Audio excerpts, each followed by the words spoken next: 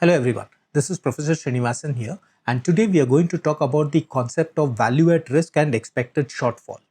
When we talk about market risk, people generally tend to think about volatility, but the real hardcore professionals look at two other matrices, that is value at risk, also known as VAR, and expected shortfall, also known as ES. Now both of these measures the downside risk, but they behave differently when market sees turbulence. Now what is VAR? VAR defines the maximum loss that you can incur within a given time frame with a confidence level.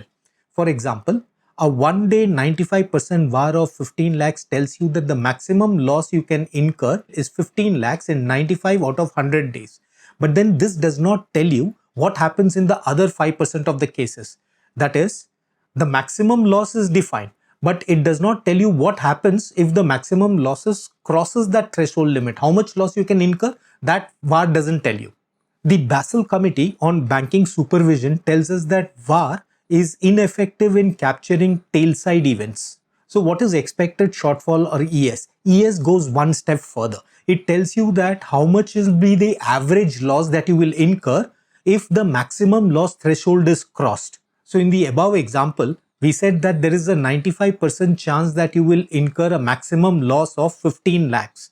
But then ES tells you that if the losses cross over 15 lakhs, what will be the average loss that you will incur? It could be 20 or it could be 25. So therefore, if you were to look at the key differences between VAR and ES, VAR gives you the threshold. ES gives you what beyond that threshold. VAR can underestimate risk during black swan events because it ignores tail behavior. ES is more sensitive to extreme volatility, making it a better tool for stress testing and systemic risk behavior. In stable markets, VAR might seem adequate, but when shocks occur, either due to geopolitical reason, interest rate spikes, or liquidity crunches, expected shortfall reveals the risk or the danger that VAR seeks to hide. That is why global regulators prefer ES and why advanced risk managers prefer using it to understand tail exposure.